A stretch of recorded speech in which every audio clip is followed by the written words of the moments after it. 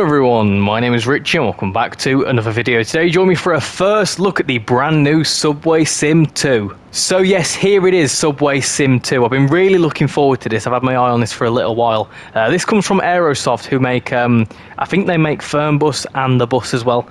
So they've done a couple of bus simulators, and they did obviously SubwaySim Hamburg as well, which was on the PC, but it's come to console now, which is very exciting. So what we're going to do today is we're going to take a little look at the Berlin section of the game today. Do a little 20-minute run in this wonderful, I don't know what type of train this is, but it's a train nonetheless.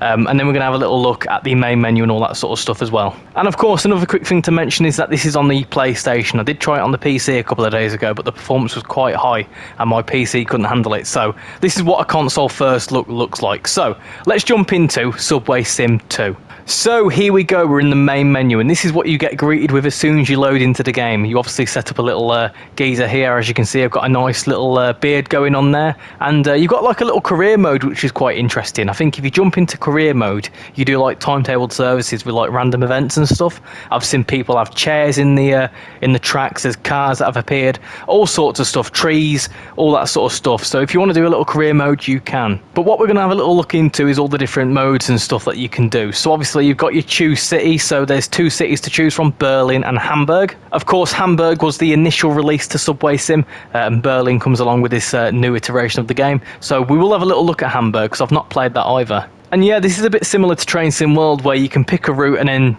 pick a timetabled service or whatever, but we'll have a little look at that in a second. What we'll do is we'll go back to the main menu and I'll show you what else you've got. So you've got tutorials for each of the trains. You've got the DT5, where's it gone? DT5, HK and the A3L92. We've of course got this career mode here, which I just mentioned, so if we jump into that, you can see we've got all sorts of stuff going on here. So basically, from the looks of things, you kind of get chucked into a couple of timetabled services, so you've got an hour and a half there, 44 minutes and 48 minutes there. I think these are kind of like randomly generating, and then you kind of just get, you know, rated on how well you do in amongst a couple of shifts, which is quite cool. So let's have a little look at what you can do in the timetable mode, shall we? So if you go to choose city, and we'll have a look at Hamburg first, just the timetable. If you go to new ride, in fact there's scenarios down here, which is quite cool. I can imagine they're very similar to Train Sim World. And then if you go on to new ride, you can have a little look at different variants and stuff like that. And then you've got a timetable mode and a sandbox mode. So again, timetable mode, you choose your weather, all that sort of stuff, and then you've got all sorts of different services that you can do. And then if you jump into Berlin, you can see you've also got a timetable mode on there with two different trains. So that's what we're going to drive today, the HK. You can jump into that, you've got a timetable mode, choose your weather again, and you can see you've got all sorts of different things. So these are your starting places, I think, and then obviously these are your destinations on the right hand side. And you can see it's like a proper timetable mode, a bit similar to Train Sim World. So what I think we're going to do today is we're going to jump into like a 15 to 20 minute service, I think. So let's have a little look. So you can see that the starting places have 3 different destinations. How long are those services? 4 minutes. I don't want anything like that. I want something that's about 20 minutes. Oh, here we go. Fehrbelliner Platz. 6:08, 16 minutes. That looks good. Let's do that one. Right then, here we go. This is the HK. Let's have a little look outside. This looks absolutely fantastic, doesn't it? Look at that. Looks much better on the PlayStation than it does on the PC. So we need to get ourselves set up. So let's go in there and we need to turn a key on. So let's turn that key on there. Hold on. There you go. Awesome. Activate cab. That's fine. Let's press that down there. Release the brakes. And then you need to press that. Awesome. That's fine. Then you need to mess around with this IBIS system. So we press that there, and you go down there. The sort of camera motion's a bit slow, isn't it? Right, so we need to pick our line U3. That looks right. First station is FPO, which is that one. And then the second station, in fact, no, terminus station is K, which is right at the bottom down there. Where's my cursor gone? There it is. Right to the bottom. Cool. Enter. Excellent, there we go, we're all set up. So we need to unlock the doors, which is the left button on the D-pad. There you go. Got 5 seconds until we depart. Okay, that's plenty of time. So we can do that. So you can see people do load up. I think they need to wait for people to press the actual button, which is quite cool. Right, so we need to go, but we need to close the doors and also press the thingy button, which is please stand back from the doors. That one. There you go. Right, we can go. So let's do it. Let's go. Let's get a little flyby shot as we leave here. So, full beans, off we go. Let's go. Cool. And I think if you press this, you can change your little speed selector so you can go up to 35 mile an hour or kilometers. Let's go. Off it goes. Off it goes into the tunnel of darkness. Here we go. Here we go. Looks really nice, doesn't it? The graphics look absolutely immense. Right, we can get up to 50, so let's go up to 50. So yeah, when I was playing it on the PC, the graphics weren't that great because I had to have it on quite low graphics because I think this is Unreal 5. So Unreal 5 takes a lot of resources, it really does. I've got 750 meters and we need to be there 5 seconds ago. That's fine, that's okay. We can get up to 60 as well. Let's go. Come on, full beans. Full beans, lovely stuff. I like the controls of this. This is quite nice. So obviously with it being a subway sim, you are pretty much underground most of the time, but we're coming into our first station of Heidelberger. There you go. Hello, Burger. And how do we start slowing down? There you go. That's how you start slowing down. So a few more brakes, please. That should be absolutely splendid. Let's slow down. Hello, everyone. Couple of tones. There you go. Awesome. Bit of gentle braking into Heidelberger. And there we go, we're stopped here at Heidelberger, so let's unlock the doors. Is anyone getting on? So this is a little example of people choosing to open the doors. So people came on there, but obviously you can see some of the other doors are shut. It actually requires the passengers to go up and open them. Do we do it? Yeah, there you go. So we actually need to go and open it. So it's very similar to Tram Sim that way. I've just realised that I'm not actually stopped at the station, I've stopped too soon, so we need to go forward a little bit. Whoopsie. Right, let's try that again. Let's actually stop properly today. Come on. I mean, it loaded up passengers absolutely fine, but we just need to stop down here. Come on. Bit more. There you go. Stop there. Do it properly, Rich. Come on. Right, let's stop there and let's unlock the doors. There you go. 8 seconds to depart and we're 2 minutes late. Splendid. Right, then we need to go, so let's close the doors very quickly. Do that. Awesome. Let's release the brakes. And then we can start going. So let's go. Let's release the brakes. There's like a little 5, I don't know what that is, but it's sort of like a brake bar thing that you need to release first. But let's go up to 60 kilometers an hour. Let's do it, in fact, 50 kilometers an hour. There you go. And 700 yards. So the stations are thick and fast on this route. So we're coming into Rudesheimer Platz. There you go. Some of these stations are going to be very difficult to pronounce, I can reassure you of that. One thing I am finding, it's quite laggy in the tunnels. Just a little bit, but that's something they can improve with time, hopefully. And here we go. This is Rudesheimer Platz. We had another train there leaving the platform, so it seems quite busy. There's a lot of trains, which is quite good. Nice and busy, we like that. So let's gently stop here. Gently does it now. I mean, normally metro services are a bit quicker than this. So let's stop there. Awesome. Unlock the doors. Right, there we go. We're loaded up, so let's close the doors. And let's get going. I don't know how to do that announcement from outside the train, but we'll figure that out at some point. Or do we actually have to press that? Oh no, we need to press that. We must press that. Okay, that's fine. I'll figure out how to do that. Right, let's go. 800 meters. I was going to say miles then. 800 meters to our next station of Platz. Right, let's get up to 60 kilometers. So I know at some point you can go to the above ground, which is quite cool. I mean, these are quite cool routes, to be fair. There's plenty of stations. I don't know how many exactly, but I think there's like around 25 to 30. I'm not too sure of the actual length of the routes though. And here it is, Platz. Let's start slowing down. We're going way too quickly into the station. Slow right down, please. Slow down. Slowly does it. The frame rates are dropping a lot here for some reason. Let's gently roll into Platz. Slowly does it now. There we go. Let's stop there. Awesome. Lovely stuff. Unlock the doors. There you go. Cool. We're learning slowly. Right, so let's press that and then press that. There you go. I'm not too sure how I feel about the door closing sounds. I'm not a fan of them. Let's go up to 60 again. Awesome. In fact, no, 40, not 60. What I do quite like is the little track monitor on the top of the screen there. You can see your signals and all that sort of stuff. So obviously, I would imagine with it being a subway route, you would encounter a lot of red signals. So maybe that's something you'd experience in your little career mode. Right then, up to 60 kilometers, here we go. We just passed one of them old looking trams. We need to give one of them a go for sure. Right, so let's get some gentle brakes in. I need to learn when's best to brake. Oh, we're going outside here into the overground. Here you go. We're outside, we're out the tunnels. So let's slow down for this station. Gently does it. Gently does it. I quite like these little camera things up here as well. They're quite cool. Cool. Let's stop there. So, awesome. Let's unlock the doors. Awesome stuff. So yeah, here we go. This is the first station outside the underground, and we can start flying around a bit more here. Obviously, we've not got much time between stations, but we can get back in now, and then we can start getting things closed and ready to go again. The frame rates are quite low outside the station here. Right then, let's go. Let's go to our next station, which is in 400 meters time over there. Oh, 800 meters even. Let's go. Let's go.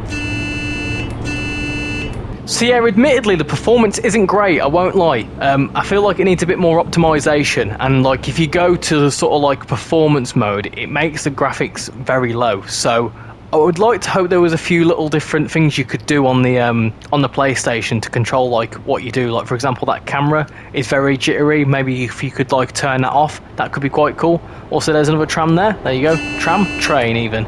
And here we go. This is another station, Dahlem. Let's slow down for here, shall we? So yeah, I'm going to quite enjoy this because there's a lot of gameplay for this. I just think the initial issue I'm seeing is the frame rates. They're not great. So hopefully they optimise that with time. And let's stop here for Dahlem. Awesome. So one thing I want to have a little look at is the map. So let's unlock the doors there. And there's a way you can look at the map, which is through here, track plan. There you go. So you can have a little look around here. So we're at Dahlem and we're going to Krumme, Lanke, which is down here. So we've got another, how many stations? Quite a few. 1, 2, 3, 4 more stations, but you can see the whole route. It's pretty extensive considering that we started, where did we start? Here, and we've been going for about 15 minutes. You know, you can start all the way at this end and do like a sort of like cross city route, so you can definitely play this for a long time, and then if you jump into the other end you can change cabs and come back the other way, hopefully. So that's quite cool. You can run around as well. In fact, we'll have a little look at that in a second. Right, let's go. Let's do all this sort of stuff again. Announce that's closing and close the doors quickly. Awesome. What we'll do is at the next station we'll have a little run around the train as well, because you can go on like the free roam and stuff. So let's go. University is next, so let's do it. Full beans. Here we go. It does look really nice. The game looks really, really nice, to be fair. And I must admit, it's nice to see Berlin in the game as well. I've been asking for like Berlin routes in Train Sim World for a very long time. I would love to see a bit of Berlin. So, you know, it's nice to have a Berlin train simulator of some kind. Right then, here we go. We're approaching into the University station. So let's arrive there and then I'll have a little run round. We're a little bit delayed, but that's fine. We're just showing this off. We don't need to, you know, be exactly to time. It doesn't really matter. It's all right. And there we go. Here is the University station. So let's unlock the doors and do some running around, shall we? So you can obviously get out the cab. You've got this cab door here which does things, which is quite cool. You can open that up and then run out the front if you want to. Got another little cab door here which you can go out of. Then you can also go through this cab door. So there's quite a few different cab doors for some weird reason, but you can close that, open that up so passengers can get on, run through the train. There isn't a way you can sprint, but you can zoom in if you want to. But yeah, it's quite cool. You can do a lot of running around, and if you want to board another train you can. So if we was to go onto this train, it would probably nick us and then we wouldn't be able to drive ours. But yeah, you can do some different things. So I'm not too sure if there's a passenger mode. That would be quite cool. I'd also like a way to sort of like sprint. That would be really useful because we're going really slowly towards our train. So let's close that door. Let's get back in our seat and also lock the doors. Let's do that. And also announce for people to stand back. Right then, let's go. The next stop is Oscar Hellenheim. No idea. So the stations are around about like a kilometre apart, so I would imagine that's accurate. I've never been to Berlin, but I would love to go. Quite a nice bit of graffiti on the walls there. Very nice indeed. So you can definitely see it looks really nice and realistic. It does. Right then, here we go. We're on the approach into Oscar Hellenheim. So let's get slowed right down. It's quite cool that you can do different services, like you got the U1, the U3. There's different sort of services you can do, and I think there's like, is it U2 that you can see but you can't drive them or something like that? Right then, let's stop here. There's plenty of trains. I tell you what, from like AI's perspective, you can see loads of different AI trains, which is really nice. It feels nice and busy. Right, so let's roll up to the end of this platform here. Let's slow right down. There we go. And let's stop there. Excellent. That's a good stop. That's a very good stop indeed. One thing I've got to ask is this fully licensed? Is BVG an actual, you know, operator? So I have no idea. Let's lock the doors. Let's do that. And then also press that there. Awesome. Let's go. 1.1 kilometers to go to our next station of Uncle Tom's Hütte. And then I think that's our penultimate stop. So full beans. Let's go. Let's go. Up to 60 kilometers an hour. Full beans it. What I do quite like is the announcements. I've heard a couple of them, which is very nice. So automatic announcements. Can't go wrong with that at all. And the game looks good. Honestly, if they sorted out the optimization, this would be a really, really good game. And I can definitely see myself playing a lot more of this, to be fair, because it's my sort of style. Metro sort of routes, start-stop action, nice and busy.